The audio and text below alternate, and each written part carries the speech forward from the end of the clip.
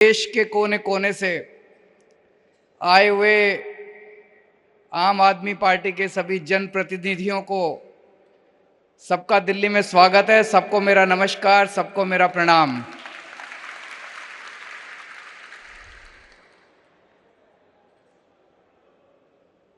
दस साल पहले जब पार्टी बनी थी तो सोचा नहीं था कि इतनी जल्दी समय आएगा जब कोने कोने में हमारे इतने जनप्रतिनिधि हो जाएंगे कि एक दिन दिल्ली का इंदिरा गांधी नेशनल स्टेडियम भर जाएगा उनके सबसे।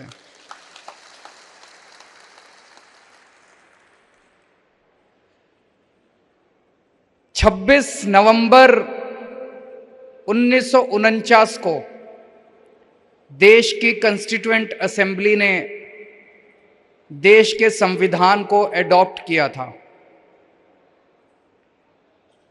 हमारे देश की कॉन्स्टिट्यूएंट असेंबली बनी थी, उसने कई महीनों तक काम करने के बाद देश का संविधान बनाया और 26 नवंबर 1949 को देश का संविधान एडॉप्ट किया गया। अगले 60 साल में इन पार्टियों और इन नेताओं ने मिलकर उस संविधान के चीथड़े चीथड़े उड़ा दिए। उसकी बेइज्जती करने की, उसके चीथड़े उड़ाने में कोई कसर नहीं छोड़ी इन पार्टियों और नेताओं ने। तो फिर भगवान को बीच में आना पड़ा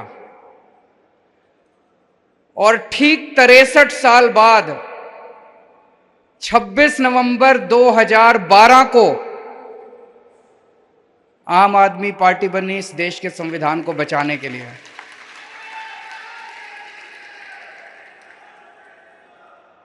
यह कोई संयोग नहीं है कि 26 नवंबर को ही देश का संविधान बना और 26 नवंबर को ही आम आदमी पार्टी बनी। भगवान ने बहुत बड़ी जिम्मेदारी दी है आपके ऊपर, एक एक आम आदमी पार्टी के कार्यकर्ता के ऊपर। आज दिल खुश होता है 20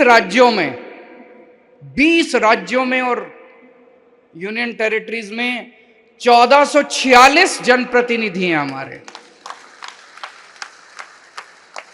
जैसा इन्होंने पंजाब, छत्तीसगढ़, गुजरात, उत्तर प्रदेश, मध्य प्रदेश, जम्मू कश्मीर, हरियाणा, बिहार, दिल्ली, महाराष्ट्र, उड़ीसा, चंडीगढ़, हिमाचल प्रदेश, असम, झारखंड, राजस्थान, तमिलनाडु, उत्तराखंड, कर्नाटक, गोवा, इनमें हमारे एमएलए हैं, एमपी हैं, पंचायत के अंदर हैं, मेयर हैं, डिप्टी मेयर हैं, जिला पंचायत में हैं, ऊपर से लेके नीचे तक, और 2 मुख्यमंत्री हैं।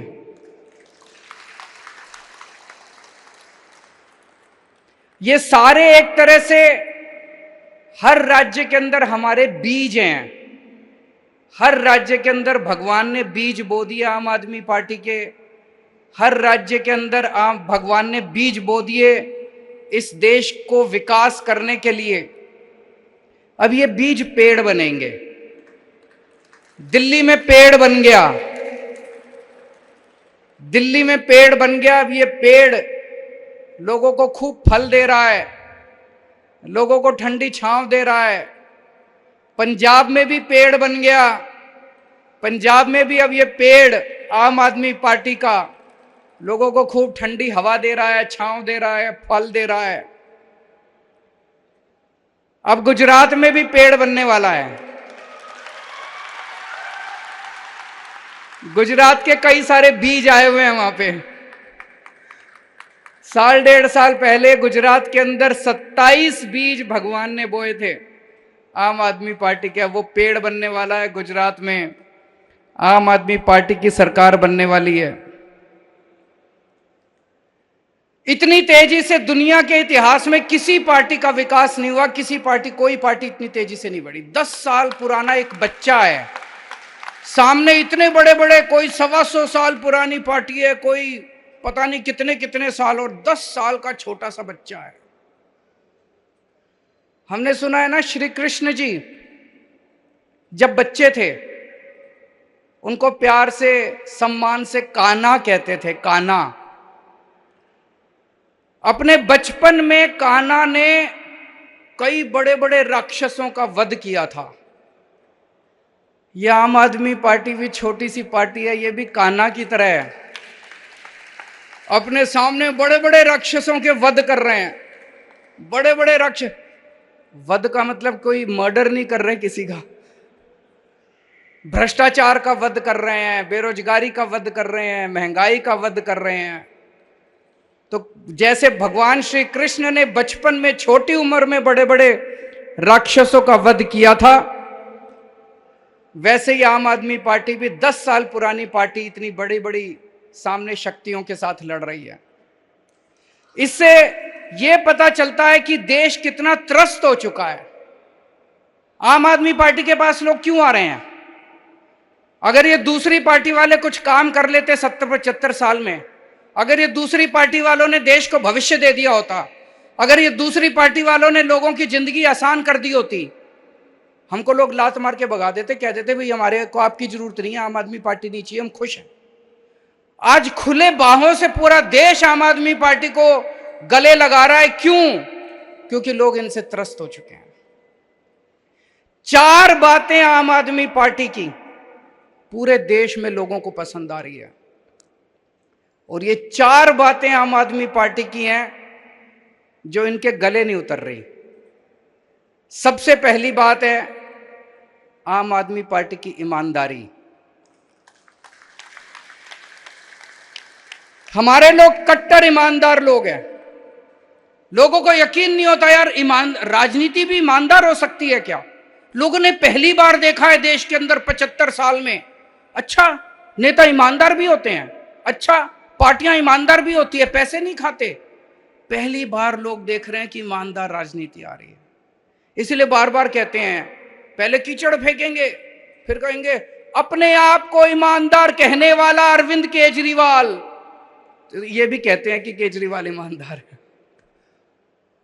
तो एक है ईमानदार राजनीति, इनसे संभल नहीं रही है ईमानदार राजनीति, और देश के लोगों को बड़ी पसंद आ रही है। ये कितना भी कीचड़ फेंके, लोगों को यकीन ही नहीं हो रहा। पूरे देश में सब कहते हैं यार ये तो झूठ बोल रहे हैं। दूसरी चीज है शिक्षा। शिक्षा के ऊपर जो हमने काम किया, आज तक ये नेता, इन्होंने कभी स्कूल की तरफ आंख उठा के नहीं देखी थी, और इनमें से कई नेता तो ऐसे जो बचपन में भी स्कूल नहीं गए थे। अब मुझे बड़ा अच्छा लगा, गुजरात के अंदर इनके एक देश के बहुत बड़े नेता 4 स्कूलों का उद्घाटन करने के लिए दिल्ली से गए थे। स्कूलों की बात करनी पड़ रही है इन लोगों को, इनको अच्छा नहीं लग रहा। इन्होंने कभी जिंदगी में स्कूलों की बात नहीं करी। तीसरी, और लोगों को बड़ी पसंद आ रही है। जनता क्या चाहती है यार? जनता यही तो चाहती है हमारे बच्चों को अच्छी शिक्षा मिल जाए, हमारे बच्चे बड़े होकर कुछ बन जाएं। तीसरी चीज है स्वास्थ्य सेवाएं। पूरे देश के अंदर चर्चा हो रही है आज मोहल्ला क्लिनिक की, दुनिया के अंदर चर्चा हो रही है मोहल्ला क्लिनिक की, दिल्ली के शानदार अस्पतालों की। दिल्ली में सबका इलाज मुफ्त कर दिया।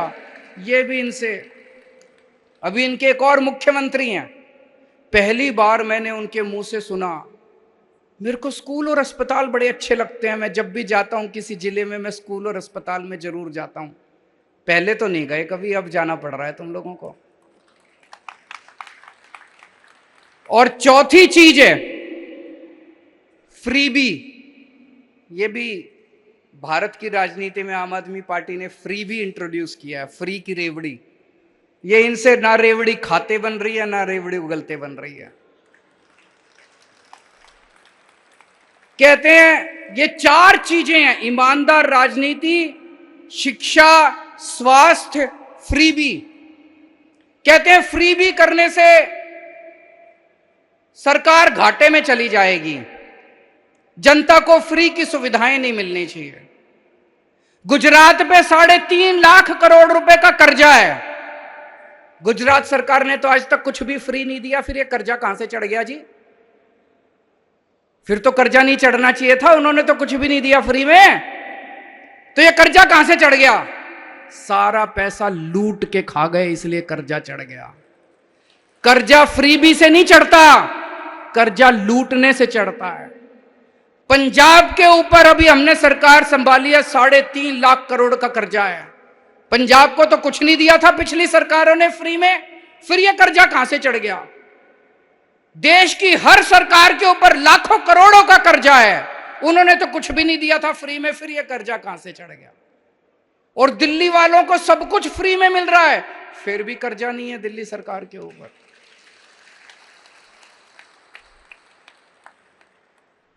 तो फ्री भी देने से कर्जा नहीं चढ़ता, फ्री भी देने से सरकारें घाटे में नहीं जाती। दो किस्म की राजनीति है, एक वो जो सरकारों को लूटते हैं, देश को लूटते हैं, पैसा कमाते हैं, भ्रष्टाचार करते हैं, अपने परिवार के घर भरते हैं, 7-7 पुश्तों तक इन्होंने पैसे कमा रखे हैं, 7 पुश्तें इनकी घर बैठ के खाएंगी। और दूसरी वो राजनीति है जो फ्री में देती है सब कुछ जनता के भले के लिए, ईमानदार राजनीति है। कोई नेता अगर देश के अंदर खड़ा होके कहे कि मेरे को फ्री की रेवड़ी के खिलाफ हूं, समझ जाओ उस नेता की नीयत खराब है, वो नेता भ्रष्टाचारी है। कोई नेता अगर देश में देखो कि वो कह रहा है फ्री की रेवड़ी खराब है, जनता को फ्री की सुविधाएं नहीं मिलनी चाहिए, सरकार घाटे में चली जाएगी, समझ जाओ उसकी नीयत खराब है। वो अपने दोस्तों के कर्जे माफ करना चाहता है, अपने परिवार के घर भरना चाहता है, जनता को लूटना चाहता है, एमएलए खरीदना चाहता है, वो देश का बेड़ा गर्क करना चाहता है। ये एक आज टेस्ट लेके चले जाना, जो नेता कहे जनता को फ्री की सुविधाएं मिलनी चाहिए वो नेता ईमानदार, जो नेता कहे जनता को फ्री की सुविधाएं नहीं मिलनी चाहिए वो नेता बेईमान और भ्रष्टाचारी और गद्दार। और ये चारों चीजें जनता को बहुत पसंद आ रही हैं, और इसी वजह से दिल्ली में हमारी तीसरी बार सरकार बनी, पंजाब में हमारी सरकार बन गई, और अब गुजरात के अंदर हमारी सरकार बनेगी। अब ये आम आदमी पार्टी को रोकना चाहते हैं, कैसे रोकें? तो अब इन्होंने मिलके खूब प्लानिंग करी है, आम आदमी पार्टी को कुचल दो, आम आदमी पार्टी को क्रश कर दो, चारों तरफ से घेर लो इनको, आम आदमी पार्टी को क्रश कर दो। झूठे आरोप लगाए जा रहे हैं, हमारे दिल्ली के एमएलए के ऊपर 169 केस हो चुके हैं अभी तक, 169 केस, 169 केसेस, एक केस में भी सजा नहीं हुई, एक में भी। 169 में से 135 केस बाइज्जत बरी हो गए, 34 केस बचे। इससे क्या पता चलता है? ये लड़ाई भ्रष्टाचार के खिलाफ नहीं लड़ रहे, ये आम आदमी पार्टी को कुचलने की साजिश कर रहे हैं। एक केस में तो सजा हो जाती, 169 में से 20, 25, 30 केस में सजा होती, 40 केस में सजा होती, हम सोचते भाई कुछ गड़बड़ है, हमारे एमएलए भ्रष्ट हैं। 169 में से एक केस में सजा नहीं हुई, 135 में बरी हो गए, 34 पेंडिंग है, उसमें भी बरी हो जाएंगे। इसका मतलब है जो लाल किले के ऊपर खड़े होकर कहते हैं ना मैं भ्रष्टाचार के खिलाफ लड़ रहा हूं, भ्रष्टाचार के खिलाफ नहीं लड़ रहे, आम आदमी पार्टी के खिलाफ लड़ रहे हैं। ये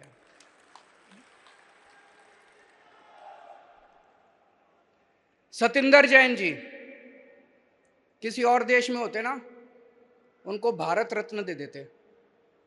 उस आदमी ने मोहल्ला क्लिनिक दिया इस देश को, जिसकी पूरी दुनिया में चर्चा है।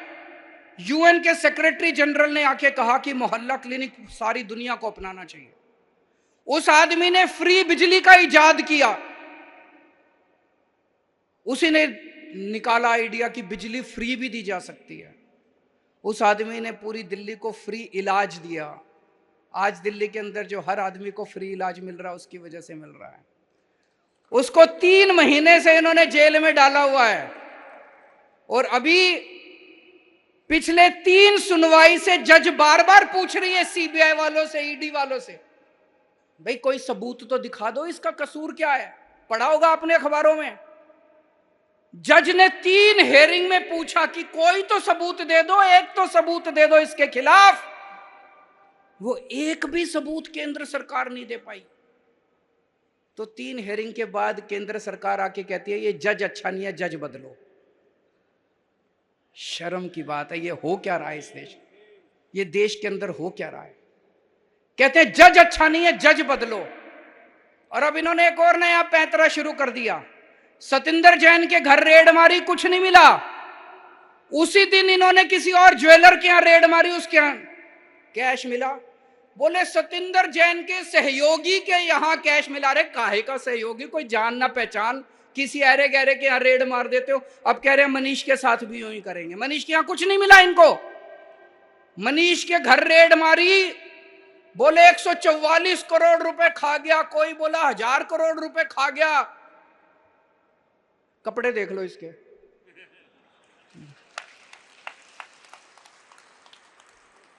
$144 करोड़ रुपए वाला आदमी ऐसे कपड़े पहनता है थोड़ी तो।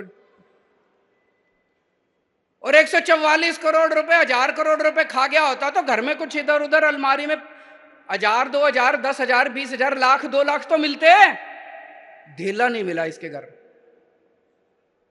फिर इनके गांव गए, मनीष के गांव गए। उन्होंने सोचा इसने जमीन खरीद रखी होगी। सारे गांव में पूछा इन्होंने, सीबीआई, ईडी, केंद्र सरकार ने, कुछ नहीं मिला। फिर इनके लॉकर में गए, बैंक में गए। इन्होंने सोचा लॉकर में होगा। तो इनका छोटा बच्चा, जब वो मीर इनका छोटा था, उसका एक झुंझुना था, वो याद के लिए उन्होंने लॉकर में रख रखा था। वो झुंझुना मिला इनको, लॉकर में झुंझुना मिला, कुछ नहीं मिला। 144 करोड़ खा गया कि मनीष सिसोदिया इतने। अब इन्होंने प्लानिंग करी है, अब एक दिन ये रेड करेंगे, 5-7 ऐरे गहरे नत्थु गहरों को पकड़ लेंगे और फिर कहेंगे मनीष सिसोदिया के सहयोगी के यहां मिले, मनीष सिसोदिया के सहयोगी के यहां मिले। पर जनता देख रही है, जनता देख रही है। रोज सुबह 6 बजे उठ के स्कूलों के चक्कर मार के आता है। कोई भ्रष्टाचारी आदमी सुबह 6 बजे उठ के स्कूलों के चक्कर नहीं मारता। कोई भ्रष्टाचारी होगा तो पहले रात को बैठ के दारू पिएगा, थोड़ी गलत काम करेगा, सवेरे तो लेट उठेगा। वो 6 बजे उठ के ईमानदार आदमी स्कूलों के चक्कर काट सकता है। 6 बजे उठ के ईमानदार आदमी बच्चों का भविष्य बनाने की सोच सकता है। कोई बेईमान आदमी थोड़ी सोचेगा। अब कल इन्होंने अमानतुल्लाह को पकड़ लिया। अमानतुल्लाह को भी बोले उसके घर कुछ नहीं मिला। अमानतुल्लाह के यहां, उसके सहयोगी के यहां फलाना मिला, ढिमका मिला, ये मिला। उसका सहयोगी सारे टीवी चैनलों में जा जाके कह रहा है जी जो भी मिला मेरा है, और उसके यहां भी कुछ नहीं मिला से। अब उसका इन्होंने ढिंडोरा पीट दिया। तो अब मेरे को यह पता चला है इनका ऑपरेशन लोटस तो फेल हो गया।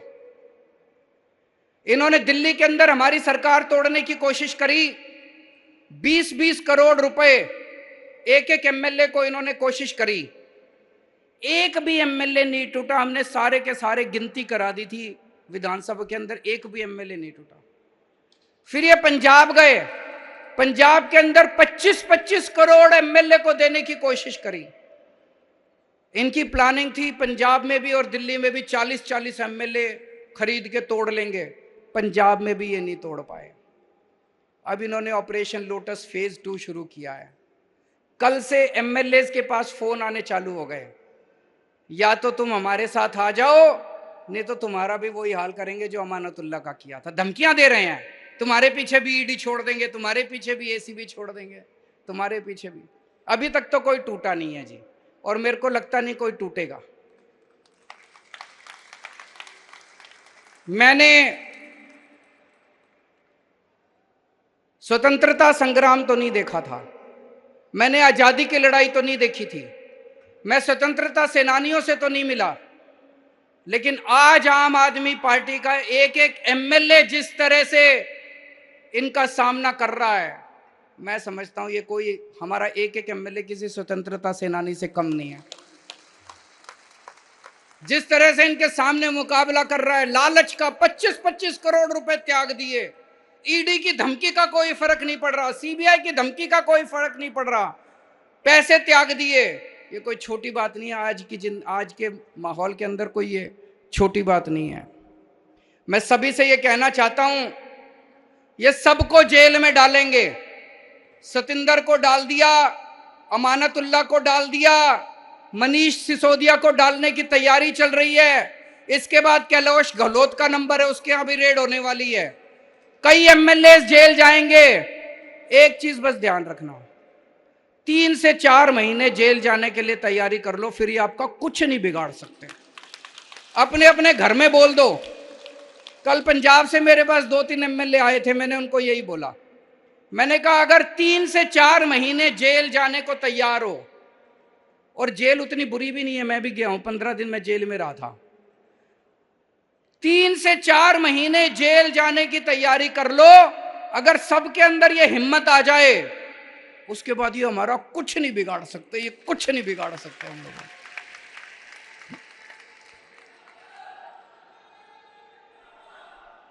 इन्होंने अभी तक पूरे देश में 285 एमएलए खरीदे हैं, 285 एमएलए। कोई कहता है 50 करोड़ दिए, कोई कहता है 40 करोड़, कोई 25 करोड़। कम से कम 7 से 8 हजार करोड़ रुपए इन्होंने एमएलए खरीदने में खर्च कर दिए। 7 से 8 हजार करोड़। कहां से आया इतना पैसा? कहते हैं भ्रष्टाचार हम कर रहे हैं। अरे भ्रष्टाचार तो तुम कर रहे हो, तुम लूट रहे हो जनता को। सारी देश को लूट लिया, लूट लूट के एमएलए खरीदते हो, खुलेआम खरीद रहे हो।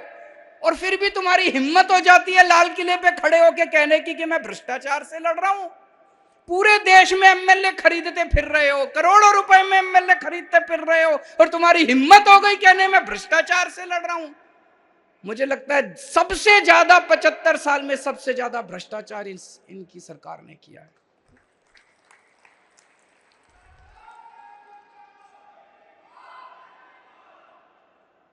आजकल ये मीडिया को भी खूब धमकियां दे रहे हैं।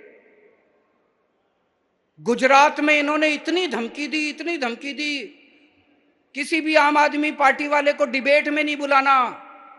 शाम को डिबेट होता है, डिबेट में चर्चा होती है कि मनीष सिसोदिया ने भ्रष्टाचार किया कि नहीं किया, और उसमें आम आदमी पार्टी वालों को नहीं बुलाते। कांग्रेस और बीजेपी वाले आपस में बैठ के चर्चा करते हैं। ये कैसे हो सकता? ऐसे धमकियां दे रखी हैं वहां पे। गुजरात में किसी अखबार में हमारा कुछ नहीं छपता, और फिर भी गुजरात के अंदर बल्ले बल्ले हो रही है, चारों तरफ आम आदमी पार्टी की चर्चा हो रही है। सोशल मीडिया से, सोशल मीडिया से। प्रधानमंत्री के दफ्तर में एक सज्जन काम करते हैं, मीडिया एडवाइजर हैं शायद, हिरेन जोशी जी, मीडिया एडवाइजर। हिरेन जोशी जी हैं, एक मीडिया एडवाइजर हैं प्रधानमंत्री के। मेरे को कई एडिटर्स दिखा रहे थे, बड़े बड़े चैनलों के, हमारे देश के बड़े बड़े चैनलों के मालिक, उनके एडिटर्स, उनको क्या गंदी गंदी गालियां लिख के भेजते हैं वो। केजरीवाल को दिखाया तो ये कर देंगे, केजरीवाल को दिखाया तो वो कर देंगे। आम आदमी पार्टी को दिखाने की जरूरत नहीं है, आप अपने चैनल का दुरुपयोग कर रहे हो, हम तुम्हारा ये कर देंगे, वो कर देंगे, फलाना कर। क्या धमकियां दे रहे हैं वो? ऐसे देश चलाएंगे? ऐसे धमकियां देंगे? फिर फोन कर करके धमकियां देते हैं। मैं आज यहां से हिरेन जोशी जी को एक ही चीज कहना चाहता हूं, अगर किसी ने आपके स्क्रीनशॉट जो जो आप इनको मैसेज भेज रहे हो इन्होंने सोशल मीडिया में डाल दिए, आप भी और प्रधानमंत्री जी शक्ल दिखाने लायक नहीं बचोगे इस देश के अंदर। और ये जो आप धमकियां देते हो ना, कईयों ने रिकॉर्डिंग करके रख रखी है आपकी। अगर किसी दिन किसी ने आपकी रिकॉर्डिंग सोशल मीडिया में डाल दी, शक्ल दिखाने लायक नहीं बचोगे। बंद करो ये गंदगी, बंद करो इस तरह से मीडिया को धमकाना। और अब केवल मीडिया के भरोसे नहीं रहा, देश ने सोशल मीडिया के ऊपर, जनता अब सोशल मीडिया के ऊपर आ गई है। सोशल मीडिया के जरिए ऐसे देश आगे नहीं बढ़ेगा दोस्तों। हम सबको मिलके भारत को दुनिया का नंबर 1 देश बनाना है। बनाना है कि नहीं बनाना है? भारत दुनिया का नंबर 1 देश केवल भाषणबाजी करने से नहीं बनेगा। विदेशों में भाषण करके आ जाओ और कह दो हम विश्व गुरु बन गए, ऐसे विश्व गुरु नहीं बनेगा। एक एक बच्चे को अच्छी शिक्षा देनी पड़ेगी, तब भारत दुनिया का नंबर 1 देश बनेगा। भारत को दुनिया का नंबर 1 देश कोई एक आदमी नहीं बनाएगा। जब इस देश का एक एक बच्चा अच्छी शिक्षा पाएगा, तभी भारत दुनिया का नंबर 1 देश बनेगा। मेहनत करनी पड़ेगी उसके लिए, मेहनत करनी पड़ेगी उसके लिए। अभी प्रधानमंत्री जी ने ऐलान किया कि 14,500 सरकारी स्कूल ठीक करेंगे। बहुत अच्छी बात है, मैंने बधाई दी उनको। पर 5 साल में 14,500 सरकारी स्कूल ठीक करोगे? देश में 10.5 लाख सरकारी स्कूल हैं। सारे स्कूल ठीक करते करते तो 500 साल लग जाएंगे। अब ये देश रुकने को तैयार नहीं है, देश बेचैन है, देश बहुत बेचैन हो रहा है। 5 साल में सारे सरकारी स्कूल ठीक करने हैं। देश मांग कर रहा है कि अगर दिल्ली के सारे सरकारी स्कूल 5 साल में ठीक हो सकते हैं, अगर पंजाब के सारे स्कूल 5 साल में हम ठीक करके दिखाएंगे, तो पूरे देश के सारे सरकारी स्कूल 5 साल के अंदर ठीक हो सकते हैं। पैसा है, पैसा है, पैसे की लूट बंद करो, पैसे की लूट बंद होगी, सारे सरकारी स्कूल ठीक हो जाएंगे। और अगर सारे सरकारी स्कूल ठीक हो गए तो भाई साहब एक एक बच्चा मेरे देश का कोई इंजीनियर बनेगा, कोई वकील बनेगा और अपने घर की गरीबी दूर करेगा। 5 साल के अंदर हम देश की गरीबी दूर कर सकते हैं। दूसरी चीज, अगर अपने को भारत को दुनिया का नंबर 1 देश बनाना है, हमें अपने सारे लोगों के लिए अच्छा और फ्री के इलाज का इंतजाम करना पड़ेगा। खूब अस्पताल बनाने पड़ेंगे, सरकारी अस्पताल अच्छे करने पड़ेंगे, सबके लिए, चाहे अमीर हो चाहे गरीब हो, अच्छे इलाज का इंतजाम करना पड़ेगा। करना पड़ेगा कि नहीं करना पड़ेगा? तीसरी चीज, हर बच्चे के पास रोजगार होना चाहिए। बेरोजगारों की सेना से भारत दुनिया का नंबर 1 देश नहीं बन सकता। हर बच्चा रोजगार के साथ हो, उसकी भी पूरी प्लानिंग हम लोगों ने की हुई है। चौथी चीज, महिलाओं को सुरक्षा मिले और महिलाओं को बराबरी का अधिकार मिलना चाहिए।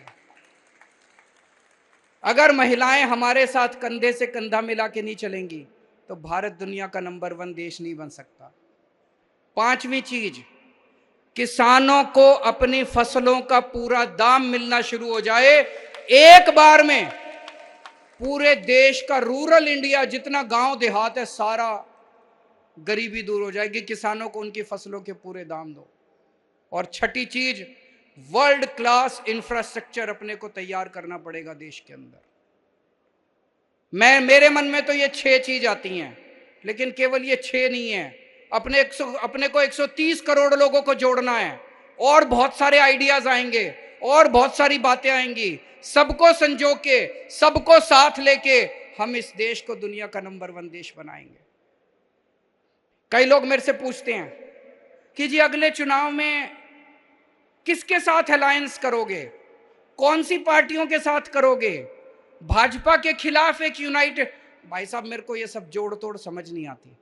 एक ही चीज समझ आती है, जिस दिन इस देश के 130 करोड़ लोगों का अलायंस बन गया, हमें दुनिया का नंबर 1 देश बनने से कोई नहीं रोक सकता। आज से 75 साल पहले इस देश के लोग इकट्ठे हुए थे और हमने अंग्रेजों को उठा के बाहर फेंक दिया था। एक बार फिर सारे जने इकट्ठे हो जाओ, फिर से हम इस देश को दुनिया का नंबर 1 देश बना देंगे। हमें लोगों को जोड़ना है। आज जब आप सब लोग यहां से जाओगे, ये 6 बातें हर एक आदमी को बतानी है। सबको, जनता को इस मिशन के साथ जोड़ना है, मेक इंडिया नंबर 1 मिशन। और इससे जुड़ने का एक फोन नंबर है, सारे जने नोट कर लो, 95-100-100, 2 बार 100, 95-100-100। इस पे मिस्ड कॉल मारो और आप हमारे साथ इस मिशन के साथ जुड़ जाते हैं। तो आप भी जुड़ो और ज्यादा से ज्यादा लोगों को में इसका प्रचार करो, ज्यादा से ज्यादा लोगों को इसके साथ जोड़ने की कोशिश करो। देश के अंदर इन लोगों ने माहौल बहुत ज्यादा खराब कर दिया है। चारों तरफ लड़ाई झगड़ा गुंडागर्दी, इस तरह से देश आगे नहीं बढ़ सकता। अपने को देश के अंदर शांति स्थापित करनी है। जब चारों तरफ शांति होगी, सुख शांति होगी, भाईचारा होगा, प्रेम होगा, तभी किसान आगे बढ़ेगा, तभी मजदूर आगे बढ़ेगा, तभी स्कूल आगे बढ़ेंगे, तभी शिक्षा आगे बढ़ेगी, तभी स्वास्थ्य आगे बढ़ेगा। भारत